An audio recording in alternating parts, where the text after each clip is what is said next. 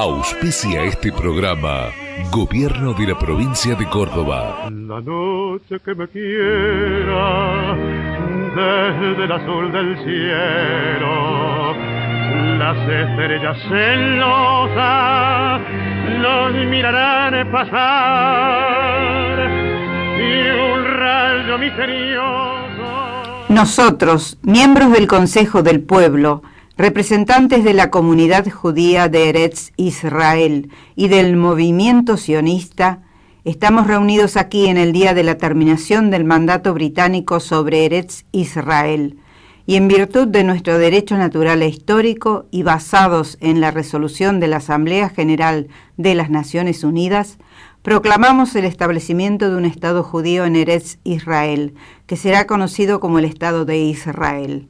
Declaramos que desde el momento que termina el mandato, esta noche, víspera de Shabbat, el 6 de Iyar 5708, es decir, 14 de mayo 1948, y hasta el establecimiento de las autoridades electas y permanentes del Estado, de acuerdo con la Constitución que habrá de ser adoptada por la Asamblea Constituyente a ser elegida, a más tardar el 1 de octubre de 1948, el Consejo del Pueblo actuará en calidad del Consejo Provisional del Estado y su brazo ejecutivo.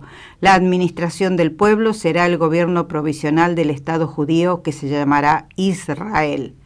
El Estado de Israel permanecerá abierto a la inmigración judía y el crisol de las diásporas.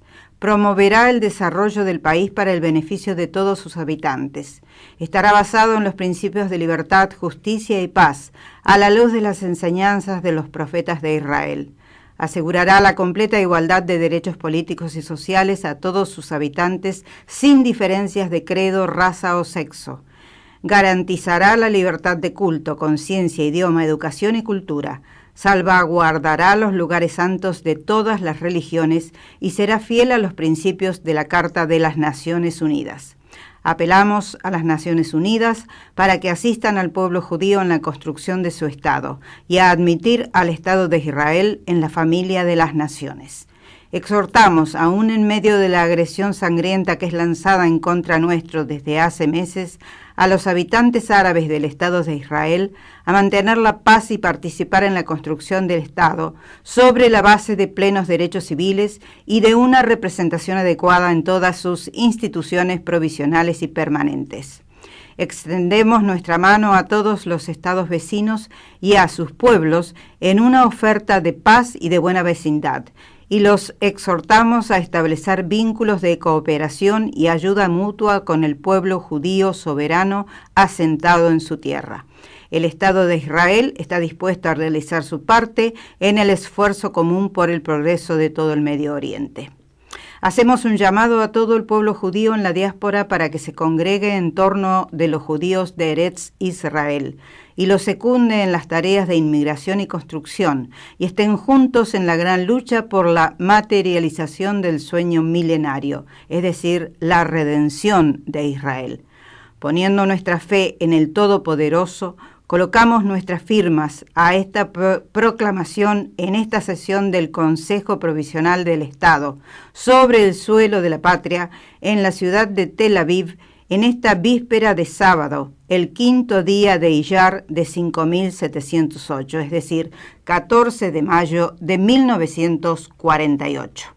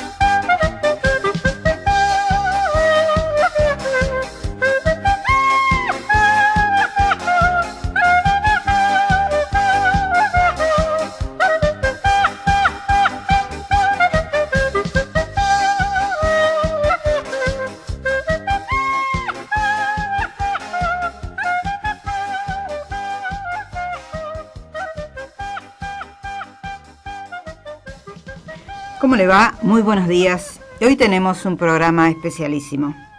Un programa sobre la declaración de la independencia de Israel que tuvo lugar hace 70 años, en 1948, cuando se proclamó el Estado de Israel.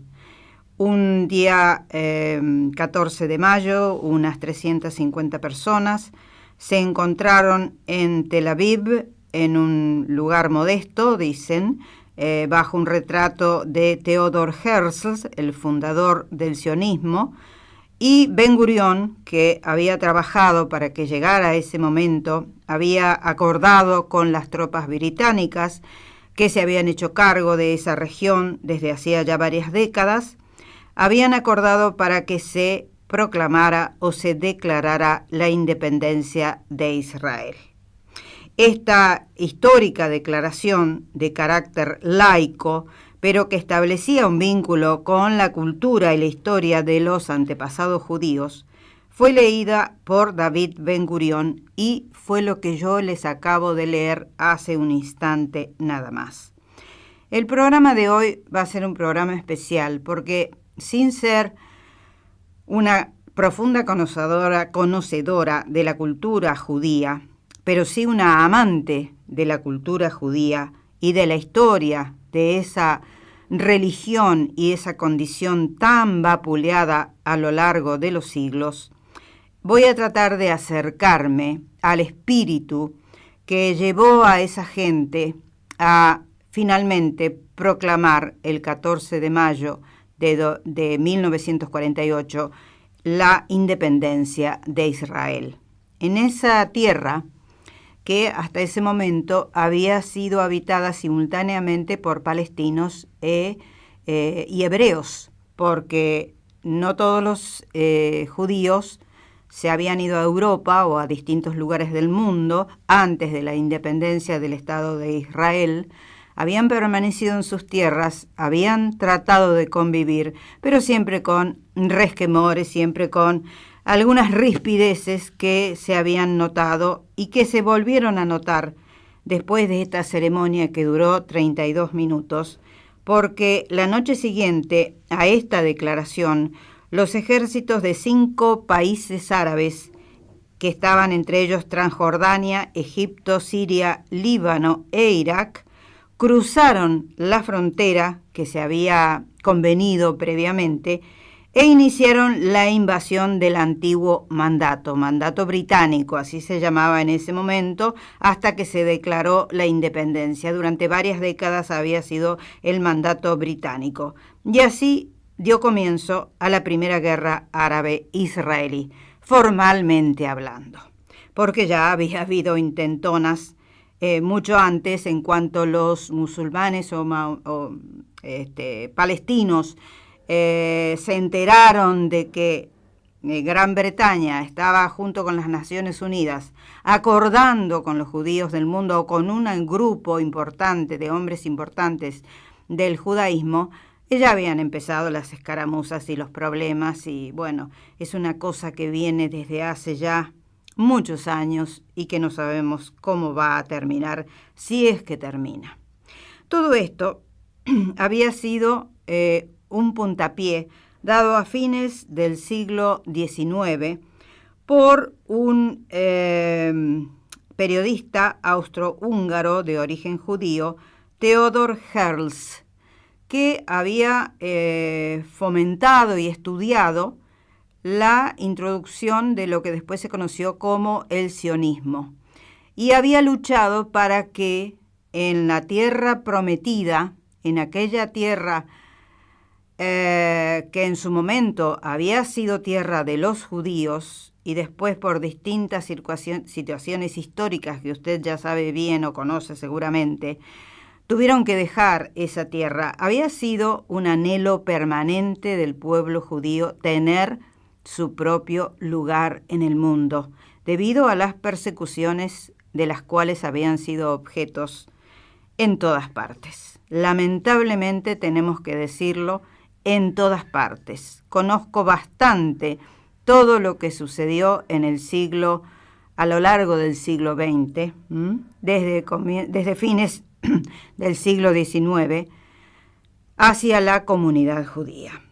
Siempre me ha interesado, tengo una empatía profunda hacia esa gente, y si hay alguien que se alegró de que esa gente finalmente tuviera su tierra, su lugar en el mundo, he sido yo personalmente, entre tantas otras personas seguramente que también vieron. Yo en el año 48 era una niñita recién nacida, pero me fui enterando, porque también me enteré del asesinato de Gandhi. Fue precisamente en esa época cuando hubo una explosión en el mundo y sucedieron varias cosas.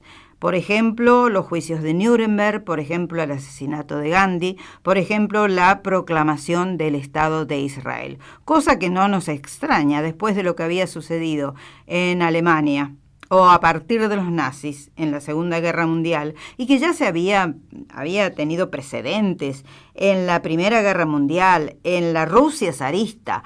Creo que después del Holocausto, donde más se los combatió a los judíos fue en la Rusia zarista. De allí viene esa hermosa reflexión que se llama El violinista en el tejado, con toda esa música que disfraza un tanto, disimula un tanto el horror que vivió esa gente. Bueno, pero eso es otra cosa. Ahora estamos en el 14 de mayo de 1948. Hace 70 años se proclamó este Estado que provocó muchas adhesiones, provocó grandes disgustos en la población árabe.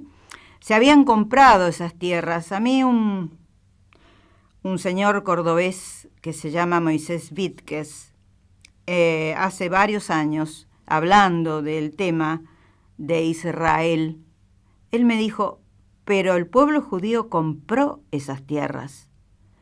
No fue que se asentaron e invadieron esas tierras. Hubo, sí, transacciones con los británicos como intermediarios, pero ellos se preocuparon por comprar esas tierras. Es decir, se hicieron las cosas de la mejor manera posible, pero claro, molestó a muchos y sobre todo al pueblo árabe. ¿Para qué lo vamos a negar? La cosa sigue y no sabemos hasta cuándo puede llegar a seguir.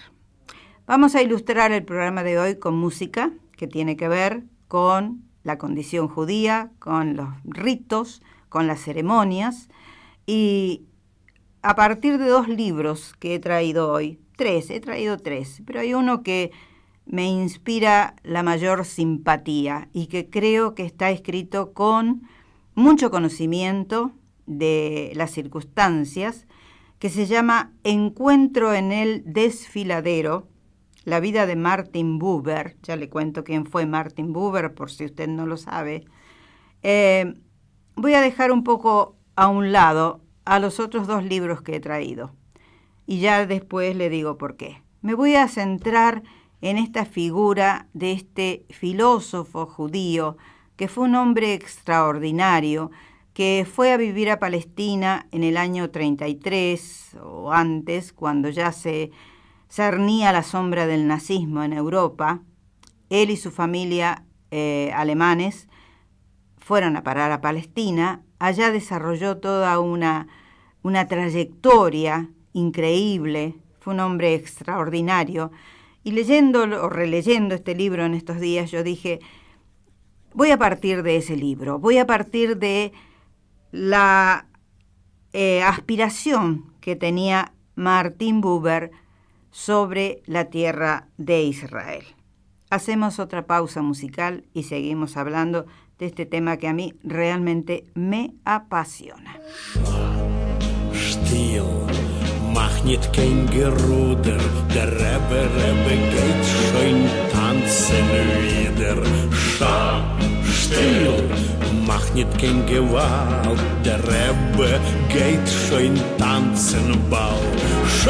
Still, mach nicht kein Geruder, der Rebbe geht schön tanzen wieder. Still, mach nicht kein Gewalt, der Rebbe geht schön tanzen bald. Bei mir bist du schön, bei mir hast du fein, bei mir bist du eine auf der Welt. Bei mir bist du lieb, weil ich hab dich lieb. Bei mir bist du Teierer von Hell. Ay, ay, ay, ay, ay, ay, ay, ay, ay, ay, ay, ay, ay, ay, ay. Bei mir bist du lieb, weil ich hab dich lieb. Bei mir bist du Teierer von Hell.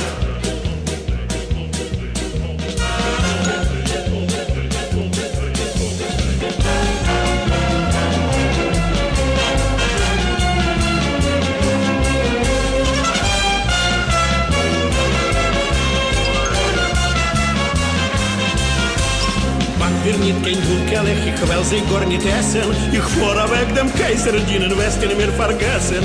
Oh, ja, ja, ja, jetzt geht er weg.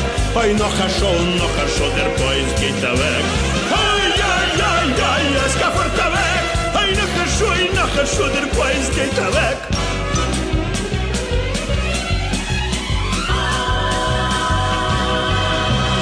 In Rumänien ist der Giet von kein Deiges, weiß man nicht. Wein trinkt man überall und man verbeißt nicht Kaschkabal.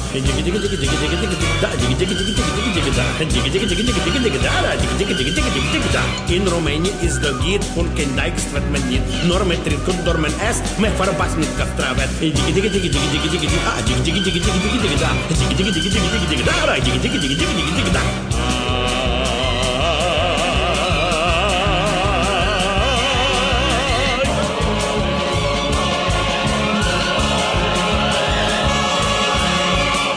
Bien, sigamos entonces con parte de la historia del pueblo judío que se había visto exiliado desde el año 1 después de Cristo y había habido, a pesar de eso, una presencia constante de judíos en la tierra de Israel o en Eretz Israel.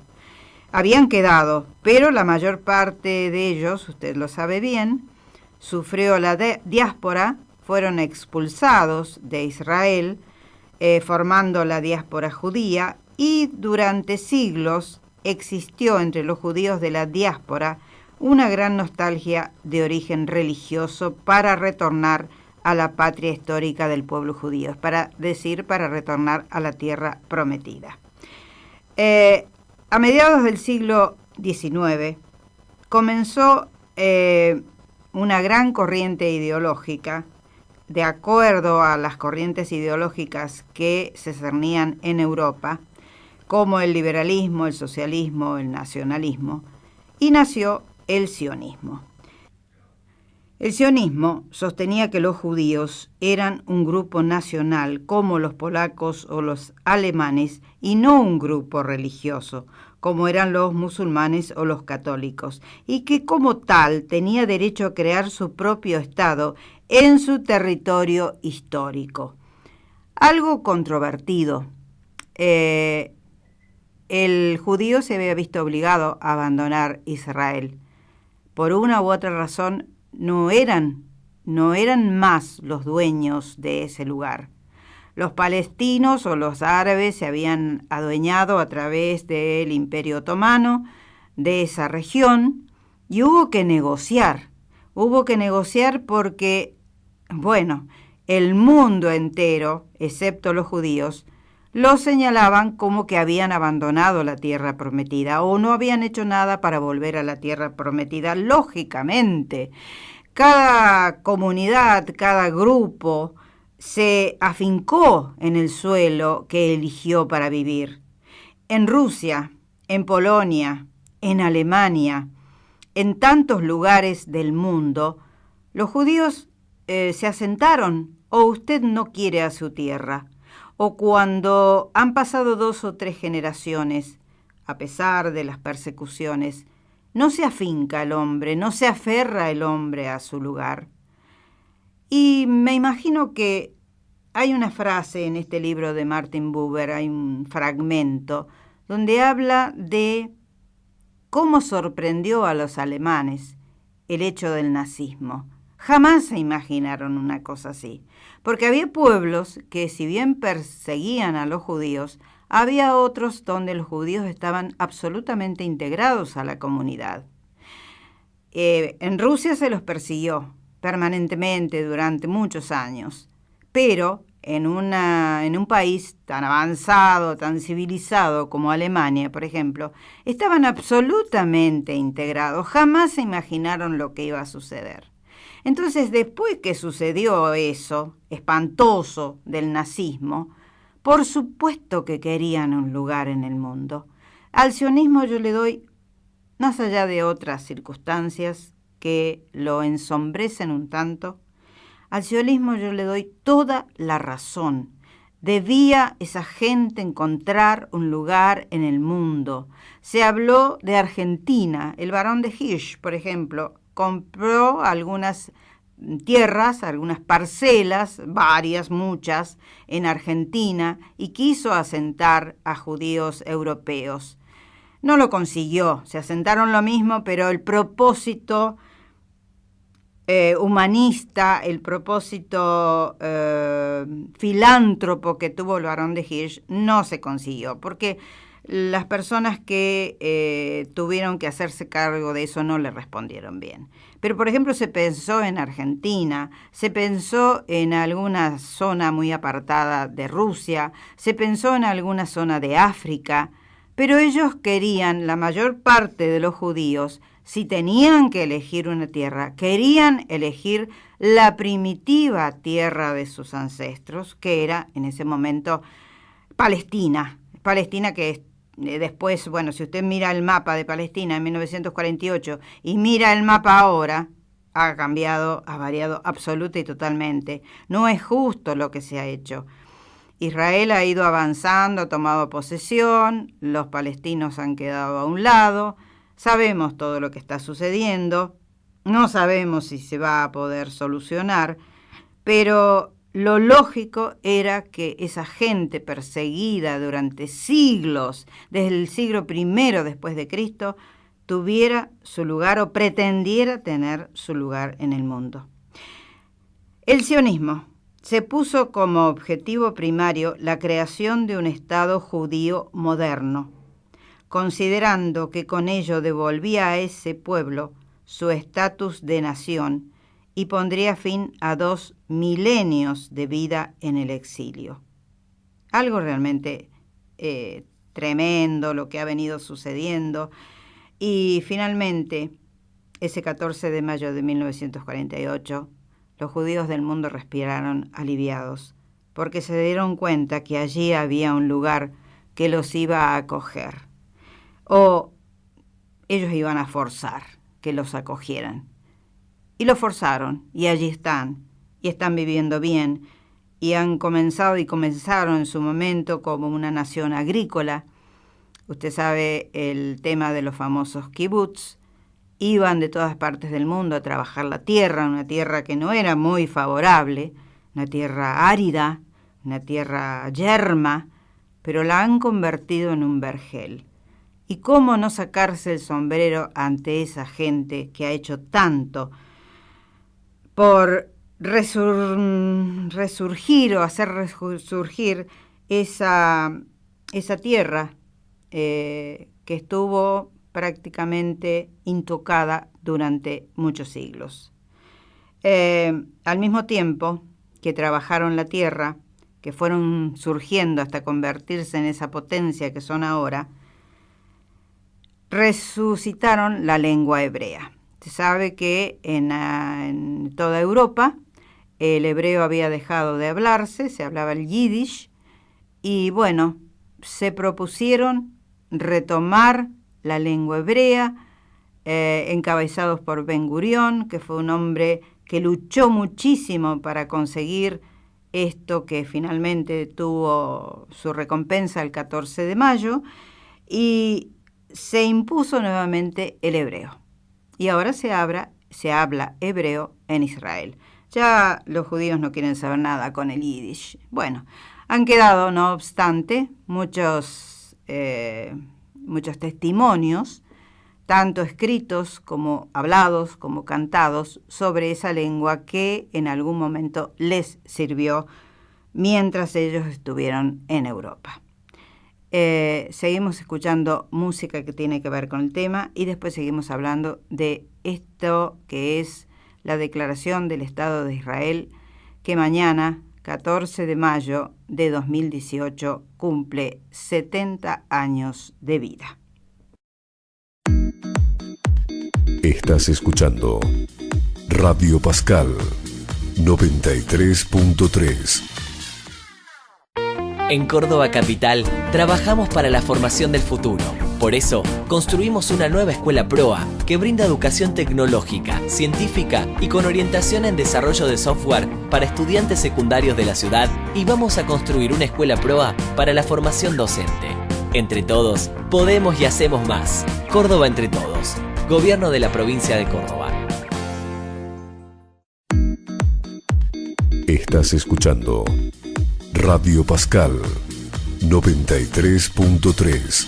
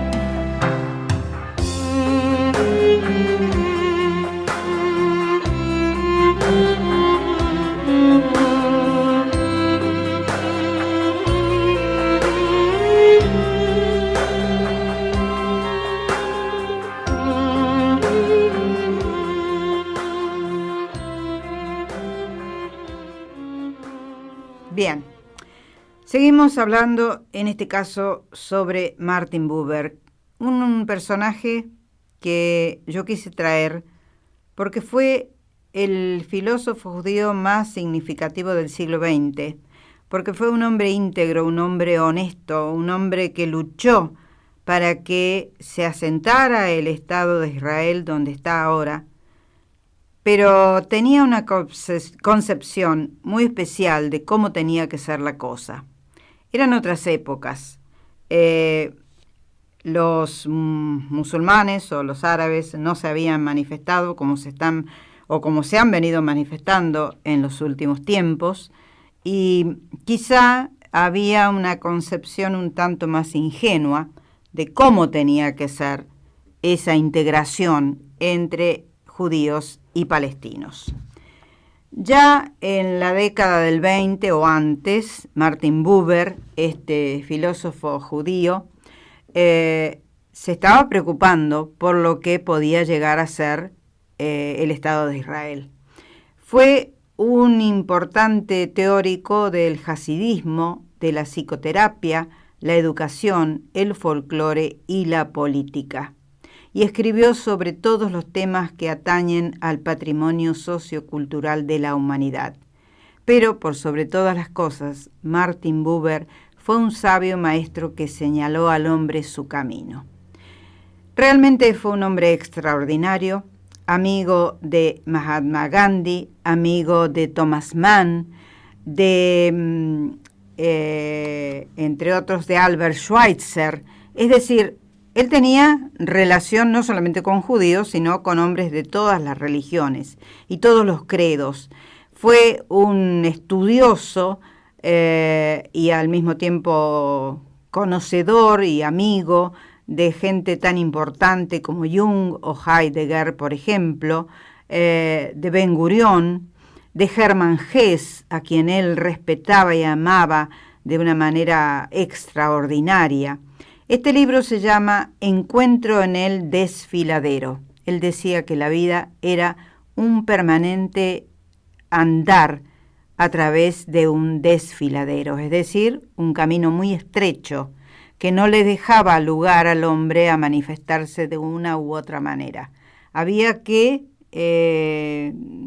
con pasos rápidos, tratar de superar las circunstancias de vivir en un camino ríspido y angosto. Martin Buber, decía, fue uno de los que apoyaron el sionismo en su momento, a su manera. A su manera, él con algunas cosas no estuvo muy de acuerdo, pero en este libro extraordinario, escrito por un amigo de Martin Buber que se llama Maurice Friedman, él dice, este hombre tenía un concepto muy especial sobre los árabes.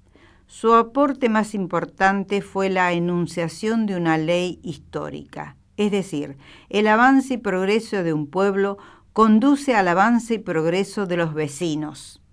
El movimiento sionista acelerará el proceso de unidad de las naciones árabes. Los judíos de Palestina deben ayudar a sus vecinos árabes a progresar en lugar de convertirlos en enemigos jurados con los cuales sería muy difícil reconciliarse. Nadie prestó atención a este argumento, dice Friedman, que resultaría profético, y la influencia de Martin Buber, lejos de aumentar, disminuyó a causa de él. Sigue diciendo, los dos grandes discursos de Buber causaron una honda impresión en la década del 20. Y uno de sus amigos dijo, las palabras de Buber jamás abandonaron mi corazón y fueron uno de los factores que determinaron mi camino en el sionismo junto a él durante los últimos 40 años. Esto lo dijo en el año 60, un amigo de él. En septiembre de 1921, 3 días antes de pronunciar su discurso sobre el nacionalismo ante el 12º Congreso Sionista, Buber habló sobre el problema árabe. Reconoció las enormes dificultades de establecer relaciones con un pueblo sin autoridades constituidas ni representantes legítimos. Fíjese qué visionario que era. Ese es el problema que han tenido siempre los palestinos. Que, bueno, sí, alguno ha habido, de vez en cuando aparece alguno, pero no sé si aparecieron para hacerle bien al pueblo árabe. Arafat fue uno, pero tenía sus cosas también, Arafat. Él se dio cuenta de las enormes dificultades de establecer relaciones con un pueblo sin autoridades constituidas ni representantes legítimos, pero insistió en que era necesario hacerlo, y no con una o dos personalidades árabes destacadas. Para dar ese paso se requería planificar una gran colonización, con un programa político y económico concreto que aún no estaba elaborado. Él decía, en una unión justa con el pueblo árabe, queremos hacer del hogar común una mancomunidad económica y culturalmente floreciente, cuya extensión garantizará a cada nación un desarrollo autónomo sin perturbaciones. Es decir, se daba cuenta de que primero había que hacer las paces y acordar con estadistas palestinos, y después, seguir con el pueblo. Las cosas no se hicieron así, no se pudo hacer así, a pesar de la buena voluntad de muchos gobernantes israelíes, y bueno, se ha llegado al momento en que se ha llegado ahora. Pero lo que yo quería decirle es que Martin Buber fue amigo de grandes como Mahatma Gandhi, de Albert Schweitzer, de Thomas Mann. Y, por ejemplo, cuando durante el Holocausto Mahatma Gandhi se comunicó con Buber, haciendo mención a lo que estaba pasando en Europa, él le dijo a Buber que tuviera una resistencia o que hiciera una resistencia pacífica, que los judíos tenían que hacer una resistencia pacífica para soportar lo que estaban viviendo en Europa. Y Martin Buber, que era un gran admirador del Mahatma Gandhi, le contestó airadamente. Le dijo, ¿cómo vamos a soportar una cosa así de manera pacífica? Jamás se puede soportar una cosa así. Están diezmando por millones, aunque él nunca lo creyó, del todo. Él vivía en Palestina y le llegaban las noticias de lo que estaba pasando en Europa, pero se resistía a creerlo. Era un hombre de tanta buena voluntad que se resistía a creerlo. Entonces le contestó airadamente al Mahatma Gandhi, que murió en 1948, le dijo, no puede ser que hagamos una resistencia pasiva aquí, como hicieron ustedes en la India con los ingleses en su momento. Acá hay que reaccionar de otra manera, el mundo tiene que reaccionar de otra manera. No lo consiguió. En fin. Hacemos una pausa y después seguimos hablando sobre este tema, que como usted verá, a mí me llena de fervor.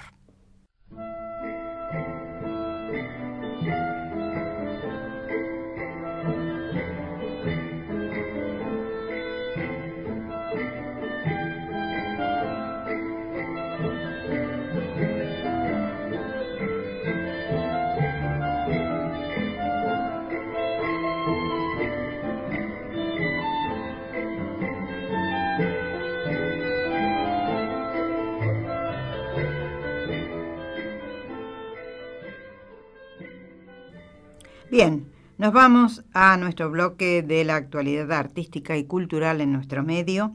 Recuerde que en el Colegio de Escribanos sigue la muestra de Ricardo Pedroni, uno de los plásticos cordobeses más importantes de todos los tiempos.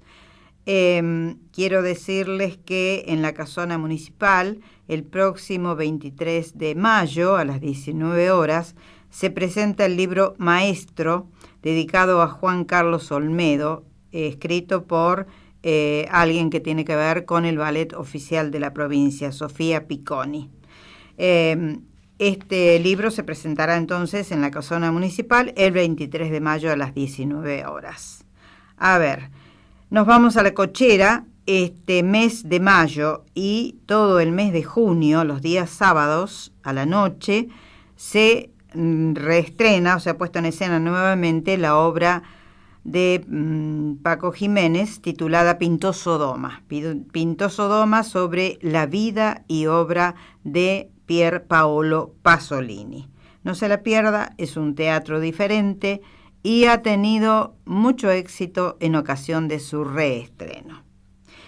Hablando de arte, hablamos de cine y sabemos que la película Todos lo saben, de Asghar Farhadi, con Ricardo Darín, Penélope Cruz y Javier Bardem, ha sido un éxito en su presentación en el Festival de Cannes. Vamos a ver quién gana esa palma de oro, pero Argentina está muy bien representada.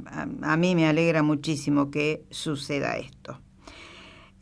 Antes de ir al micro de la Fundación ProArte, quiero recordar a alguien que acaba de fallecer y que fue una persona tan querida por la comunidad cordobesa.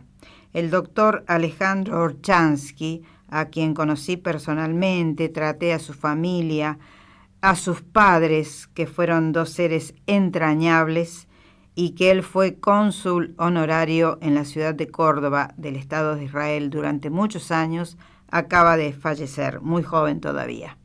En fin, un saludo especial a la familia de Alejandro Orchansky, a toda la familia Orchansky, a quienes quiero tanto. Y bueno, simplemente agradecer todo lo que he venido haciendo por la comunidad aquí en Córdoba, junto al rabino Polakov, que también es un ser extraordinario. Y ahora nos vamos a los estrenos de cine. Hay varias películas que realmente son muy, muy interesantes, que pude ver, no en su totalidad, porque las tuve que ver todas juntas en un día, pero hay una que se llama Rescate en Entebbe, que tiene que ver sobre aquello que sucedió en un avión de Air France en 1976, cuando un grupo de terroristas desvió el camino de ese avión que iba de Tel Aviv a París. Bueno, ya hubo una película que se llamó, creo, Rescate en Entebbe, y en esta se trata nuevamente ese tema interesantísimo, por cierto, cuando el terrorismo estaba en su apogeo y se cometían esa serie de actos tremendos que de vez en cuando todavía se tienen lugar. Y bueno, aquello terminó muy bien, pero el final de la película, un comandante israelí que ha justamente comandado esa acción para rescatar a ese grupo de 200 y pico de personas que iban en el avión, dice: ¿cuándo terminará todo esto? Es una pregunta que se hacen ahora en 2018 sobre algo que sucedió en 1976 y que viene sucediendo desde hace décadas. ¿Cuándo terminará todo esto? ¿Y realmente alguna vez terminará? Bueno, doy vuelta a la página, cambio de película, pongo otro cassette y me voy a Custodia Compartida, un filme francés de Javier Legrand, un desconocido para mí, que trata en este caso sobre un matrimonio que se acaba de separar, los padres tienen la custodia compartida de sus 2 hijos, pero todo eso que comienza como una película de juicio, de corte, cuando la jueza le dice al padre y a la madre qué van a hacer cada uno de ellos, deviene en un filme donde la violencia doméstica se muestra en todo su tremendo esplendor. Este hombre enloquecido no quiere perder la posibilidad de seguir viviendo, viendo a sus hijos diariamente, desata una furia incontenible y la película al final se transforma casi en un thriller, en un filme, no digo de terror, pero sí en una emoción profunda que embarga al espectador viendo lo que se está viendo en este momento en el mundo, es decir, la violencia doméstica, que no repara en hijos, ni padres, ni abuelos, ni nada, que es una topadora espantosa donde se muestra toda una violencia contenida. Me encantó, usted sale del cine reptando, pero allí está parte de nuestra realidad de este siglo XXI que estamos viviendo. Realmente algo tremendo. En las ciudades pequeñas, en las ciudades grandes, la gente está llena de furia. Hombres y mujeres. Nos enteramos permanentemente de mujeres que matan a sus hijos y después intentan suicidarse para vengarse de algo que les ha hecho su compañero, o viceversa, hombres que matan a toda su familia. Es algo tremendo lo que se está viviendo. Hay que preguntarse por qué hemos llegado a esto. Y creo que la mayor parte de la gente o de las comunidades hacen hincapié en la pena, pero no en el por qué. ¿Por qué se ha llegado a esto? Habría tanto para desarrollar. Una película que le recomiendo, Custodia Compartida. Bien, nos vamos a otro filme que es totalmente opuesto, también es francés, está dirigido por Michel Hazanavicius, el esposo de Bérénice Bejo, que ganó un premio por, hace 2 o 3 años, el premio Oscar, un director francés que está casado con una argentina que se crió en Francia a partir del ascenso del proceso en la Argentina. Sus padres se fueron allá. Berenice Bejo se casó con Hassa Vinicius y han hecho los dos una película que se llamó El Artista, que ganó el premio Oscar, recuerde. Una película en blanco y negro muy simpática. Bueno, este filme del cual estoy hablando ahora se llama Godard Mon Amour, es decir, habla sobre Jean-Luc Godard en sus inicios, cuando se irguió como uno de los creadores, junto a Truffaut, por ejemplo, como uno de los creadores de aquello que se llamó Nouvelle Vague. Un cine totalmente distinto que fascinó a los críticos y a los intelectuales del momento, tuvo mucho que ver con el Mayo francés, y de Godard, de Jean-Luc Godard, que en este momento tiene casi 90 años, hay películas tan inolvidables por lo que significaron en su momento, como Sin aliento, Vivir su vida, El desprecio, Pierrot el loco, Pierrot le fou, La Chinoise, Yo te saludo María y varias otras más. Ha seguido filmando en los últimos tiempos a pesar de su avanzada edad, pero digamos que el imaginario popular lo ubica en la década del 60 y 70 con películas como Sin aliento o El desprecio, por ejemplo. En este caso, se trata de un momento de la vida de Jean-Luc Godard cuando filmó La Chinoise. Él estaba absolutamente comprometido con el maoísmo, participó del Mayo francés, con su compañera en ese momento, era una actriz polaca con la cual se casó e hizo esa película que fue despreciada por el público y la crítica, y también por los maoístas. Él creyó hacer una suerte de homenaje al maoísmo y le salieron las cosas muy mal. Bueno, es un momento de la vida de Jean-Luc Godard que está hecho con mucha simpatía, con mucha ironía, por momentos un tanto grotesco. Está dividido en capítulos el filme y a mí me pareció totalmente recomendable. Me parece una película donde, por contraposición con esta otra que acabo de mencionar antes, Custodia compartida, usted se va a enterar de un momento de la vida del intelectualismo francés en la década del 60, cuando ya se venía el Mayo francés, y también se va a enterar de cuál era la postura que tenía Jean-Luc Godard con respecto al arte cinematográfico. Un filme delicioso. Y me voy a la última gran película de esta semana, que he tenido suerte porque he visto muy buenas producciones. La producción argentina es una película argentina, es un estreno, ya se estrenó en el Festival de Mar del Plata hace algunos meses. Tiene un título extraño para la actualidad. Se titula Los Corroboradores y pertenece a un joven director que se llama Luis Bernardes. Es la ópera prima de Luis Bernardes. ¿De qué trata Los Corroboradores? Trata sobre un mito que se difundió en Buenos Aires a comienzos de la primera década del siglo XX, es decir, entre 1900 y 1910 o 20, cuando se supone aquellos hombres que formaron la generación del 80 o del 90 y que fueron los gobernantes de Argentina, entre los cuales estaban Pellegrini, Julio Roca, Mitre, Juárez Selman, aquella élite gobernante, según esta película de Luis Bernardes, que está basada en un mito urbano, querían trasladar la ciudad de París a Buenos Aires. No querían hacer de Buenos Aires una copia de París. Querían, según Luis Bernardes, trasladar la capital de Francia, es decir, París, a Buenos Aires.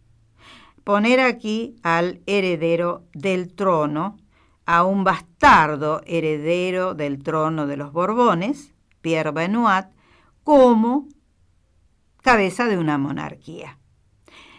Todo esto es muy absurdo si yo se lo cuento, pero si usted ve la película, que está realizada en base a archivos fílmicos del Instituto de Cine, del Archivo General de la Nación, de varios otros componentes fílmicos, todos de comienzos del siglo XIX, se da cuenta que Luis Bernardes, este joven autor que ha hecho con esto su ópera prima, juega con el ensayo histórico, el documento y el thriller en una película que tiene pies y cabeza.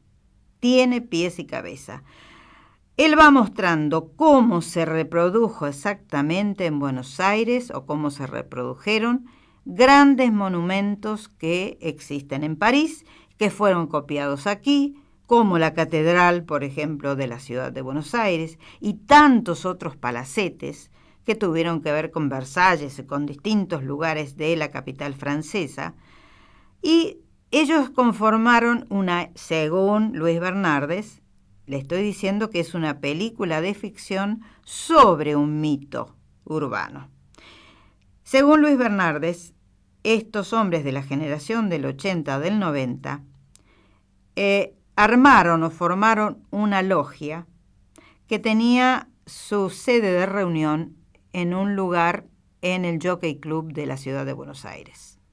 Ese lugar tan aristocrático, al cual había que ingresar con muchos blasones, porque si no, no se podía entrar, y ese grupo de hombres conformaron eso que se llamó los corroboradores, una palabra no muy usada en este momento, sí, el verbo corroborar, que significa afirmar algo, pero se conocen como los corroboradores. ¿Cómo parte toda la acción de la película? Una periodista francesa es enviada por su medio de comunicación a Buenos Aires para averiguar si realmente existió esta logia.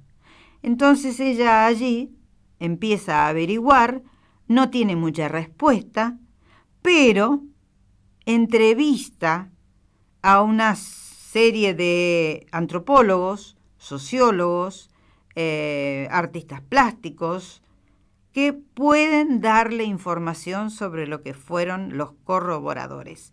Todos personajes que en la vida real existen y que se han avenido a participar de esta suerte de ficción histórica que ha hecho Luis Bernardes. No le voy a decir cómo termina la cosa, todo queda en la imaginación del director y de los espectadores, pero es una película preciosa, me encantó. Fíjese usted que le tocó o le tomó 5 años a Luis Bernardes y a su gente armar este filme. Tuvo que hacer una investigación realmente exhaustiva y está tan bien filmada, no hay una sola palabra en español excepto los registros de estas personalidades que ahora viven, que son el antropólogo, el sociólogo, el historiador, etcétera, etcétera. Pero todo el filme transcurre en francés porque es la versión que va dando la periodista sobre lo que va investigando en Buenos Aires. Entonces ella, con una cámara que la sigue, se mete en el pasaje Rivarola, se mete en el Palacio Barolo, en el Palacio Duo, en tantos otros lugares. No la dejan ingresar al actual Jockey Club, porque según ella las mujeres allí no ingresan. Realmente una pinturita de época que me pareció fascinante. Se la estoy recomendando. Creo que no va a ser muy bienvenida por el gran público, porque es una película exquisita. Y bueno, hay que conocer bastante de la historia argentina. Se la recomiendo desde ya. Se llama Los Corroboradores, del director Luis Bernardes.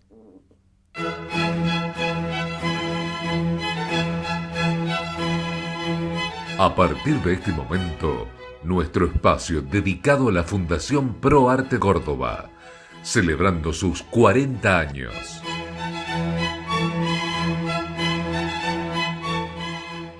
Bien, recuerde que el jueves 31 de mayo a las 21 horas en el Teatro Real se presentarán dos grandes de la música de este momento, pero grandes a nivel mundial, ¿eh? Bueno, una es Natalie Klein en cello y el otro es el argentino-venezolano Sergio Tiempo en piano. Van a hacer piezas de Debussy, de Prokofiev y de Rachmaninoff. Un orgullo para todos nosotros.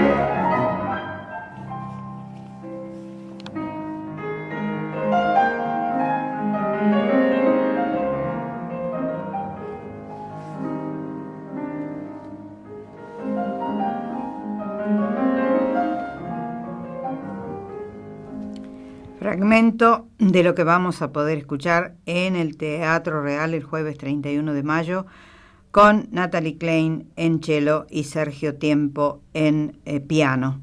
Debussy, Prokofiev, Rachmaninoff. 4 piezas de Romeo y Julieta de Prokofiev. Realmente he estado mirando en internet actuaciones de Sergio Tiempo a lo largo y ancho de todo el mundo. Y realmente es un grande, y es argentino, y es hijo de argentinos, y yo me siento tan feliz. Espero que este concierto, llegue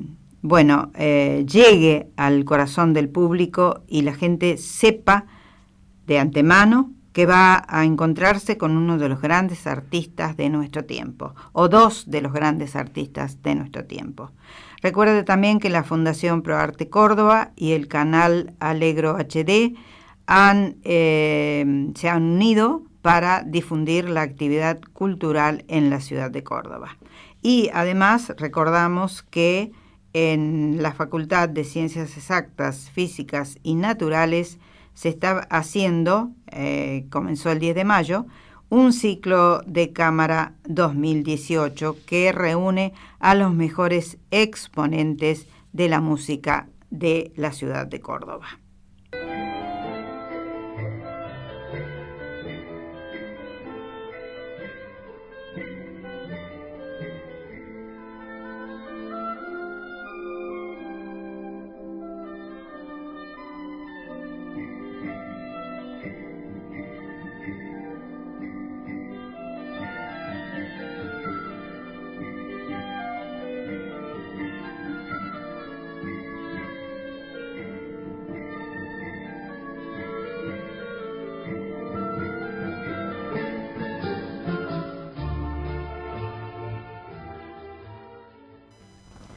Cuido mi cabello en el salón de Daniel Gozzi, ubicado en Independencia 412 de Barrio Nueva, Córdoba. Allí, este excelente profesional te da ese toque mágico que toda mujer necesita para sentirse mejor.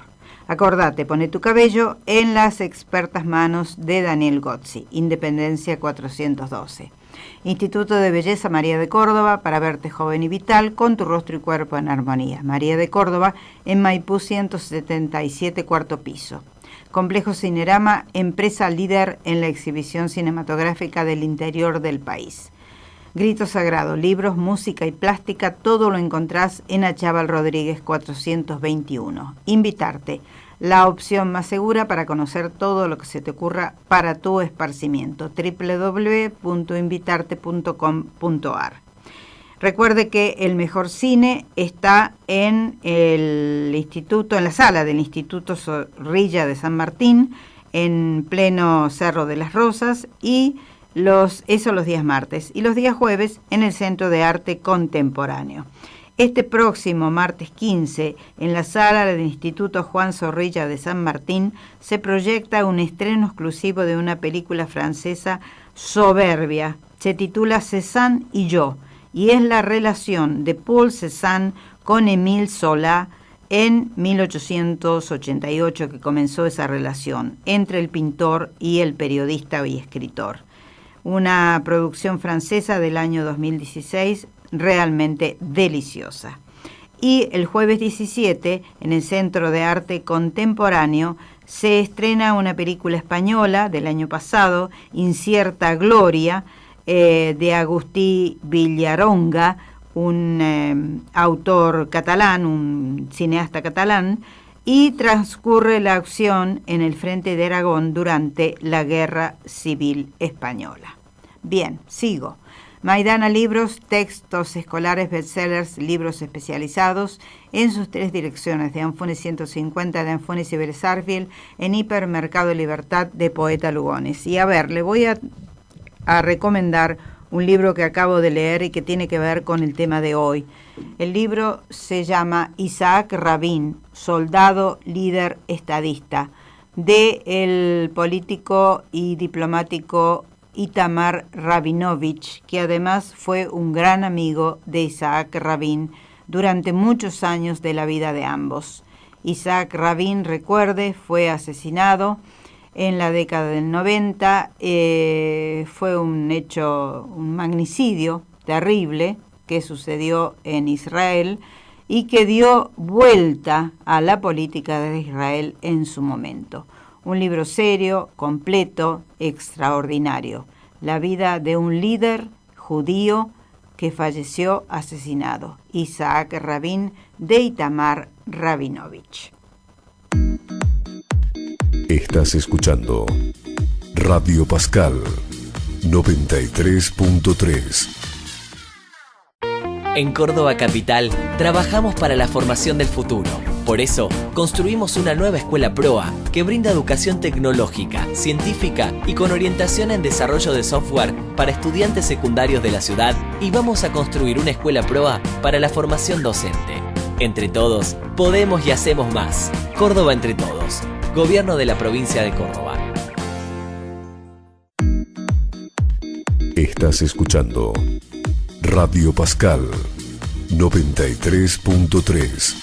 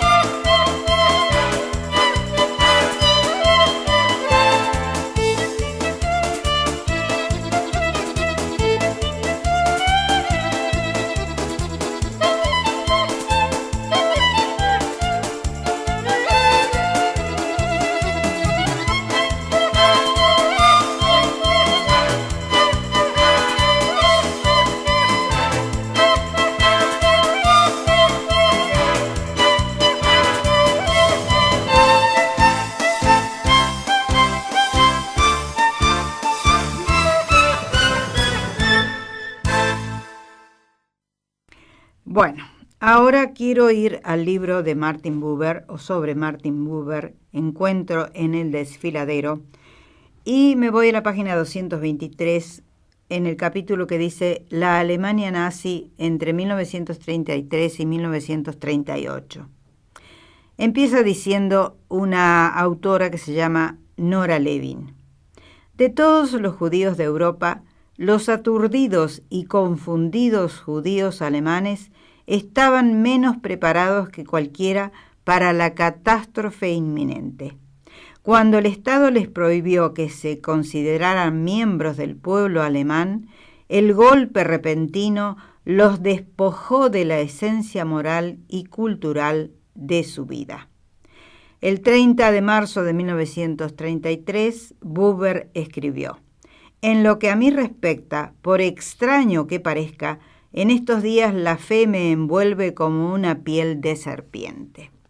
Yo quise leerles este fragmento porque me conmovió profundamente, me viene conmoviendo desde siempre, pero darme cuenta de que los judíos de toda Europa se consideraban apátridas porque no les daban cabida en los lugares donde vivían, que un pueblo tan culto como el alemán hubiera acogido a los judíos como los había acogido, como los había integrado, y que de golpe y porrazo, por obra de un loco, esa gente se sintiera totalmente fuera de lugar, sin patria, fue espantoso. Fue un horror, el Holocausto fue un horror. Pero que se hiciera eso de manera tan flagrante, que se le disminuyera así la moral a un pueblo entero, fue algo que jamás en la historia de la humanidad ha sucedido. Entonces, yo me pregunto, ¿cómo no buscar un lugar en el mundo, como buscaron a través del sionismo los judíos su lugar en Israel? Si fueron de golpe y porrazo, de un plumazo, desposeídos de su patria. Es decir, no eran ciudadanos alemanes, eran judíos y había que hacerles frente, había que exterminarlos, de acuerdo a lo que después nos fuimos enterando o se fue enterando la humanidad. No quería dejar de leer ese fragmento, escrito por una persona conocedora. Me conmovió profundamente. La vulnerabilidad de esa gente fue espantosa y después siguió todo lo que siguió.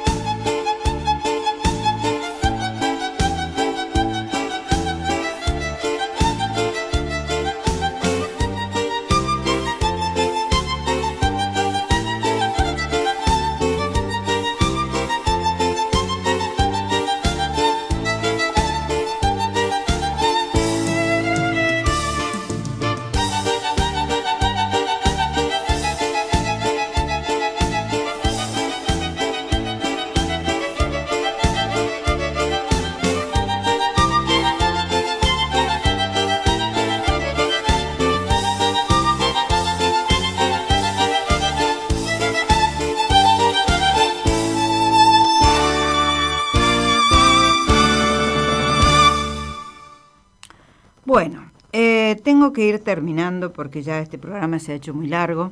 Yo sabía que iba a ser así porque el tema a mí me apasiona. Pero hay un aspecto de todo esto que no quiero dejar pasar. Hay grandes intelectuales judíos, israelíes, ellos, que se han opuesto a el movimiento que hace Israel en contra de los palestinos. Son grandes nombres. Por ejemplo, Shlomo Sand. Por ejemplo, el historiador Ilan Papé. Por ejemplo, Norman Finkelstein. Albert Einstein en su momento también advirtió del peligro del sionismo en Israel. Él le llamó sionismo fascista. Yo no puedo hablar de eso porque no conozco tanto. Amos Oz, David Grossman. Ellos se oponen a lo que está sucediendo en Israel con los palestinos. Hay un libro de Ilan Papé, que lo tengo acá al frente mío, que se llama La limpieza étnica de Palestina. Yo lo leí, lo sufrí. Ellos hablan de la Nakba. La Nakba es aquella persecución que se hizo a los palestinos en 1947, 48, 49, lo que se ha venido haciendo, las distintas guerras que ha habido, los distintos anexamientos de tierras que ha tenido Israel. Esto lo digo con mucha precaución. No lo he vivido. Tengo los datos, tengo la información, tengo libros. El libro de Isaac Rabin también habla del tema.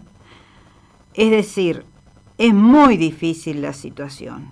Y después de una pausa, yo les voy a leer, para ir terminando el programa, lo que dice un personaje judío muy conocido en el mundo, muy amado personalmente por mí, sobre lo que está sucediendo entre Israel y Palestina. Estás escuchando Radio Pascal 93.3. En Córdoba Capital, trabajamos para la formación del futuro. Por eso, construimos una nueva escuela PROA que brinda educación tecnológica, científica y con orientación en desarrollo de software para estudiantes secundarios de la ciudad, y vamos a construir una escuela PROA para la formación docente. Entre todos, podemos y hacemos más. Córdoba entre todos. Gobierno de la provincia de Córdoba. Estás escuchando Radio Pascal 93.3.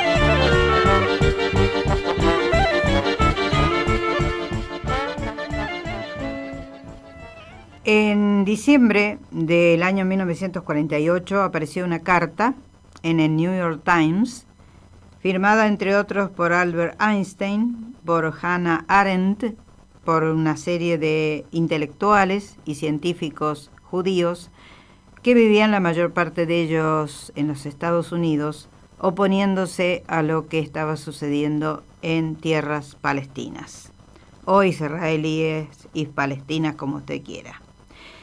Y nos venimos ahora al 2018, y en una entrevista que se le hizo al gran Daniel Barenboim, que usted sabe es parte de mi amor incondicional, un periodista del diario El País le hace una pregunta a Barenboim a fines del año pasado, porque había sido un año muy provechoso para él.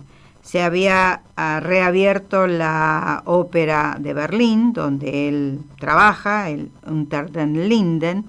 Se había inaugurado la sala Pierre Boulez, donde él tiene la sede de su academia Barenboim Said. Había celebrado el centenario de Debussy, grabando un disco con sus obras para piano. Y el periodista le pregunta, o le dice: felicidades por este año tan positivo, que por otra parte ha acabado con el anuncio de Donald Trump de trasladar la embajada de Estados Unidos a Jerusalén.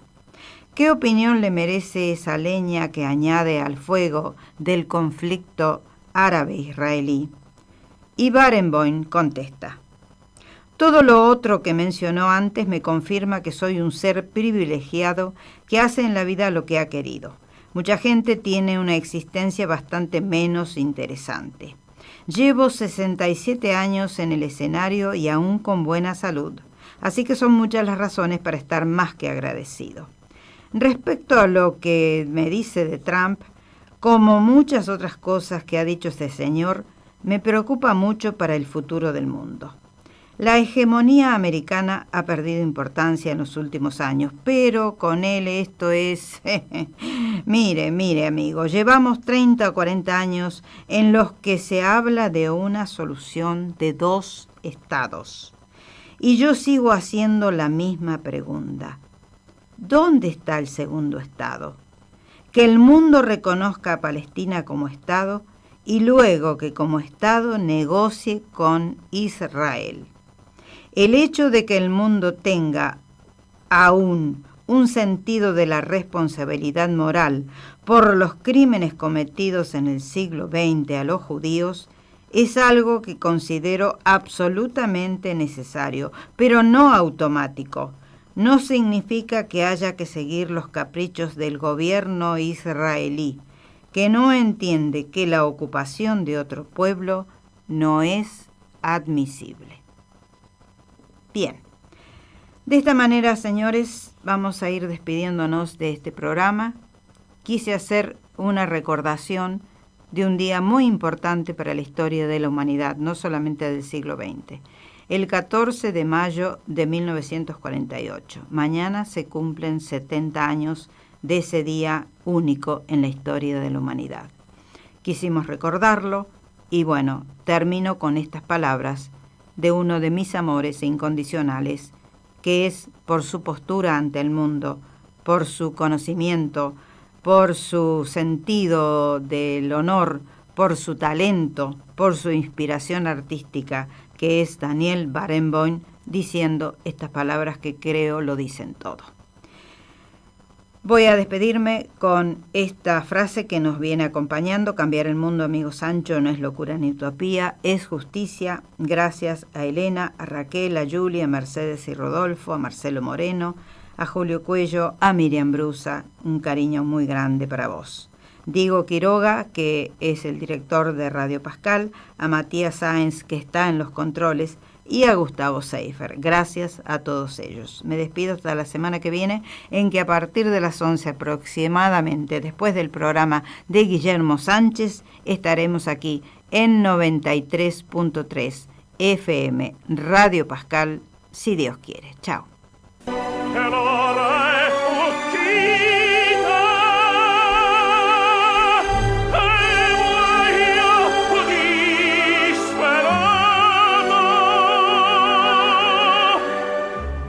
Auspició este programa Gobierno de la Provincia de Córdoba. La noche que me quiera, desde el azul del cielo, las estrellas celosas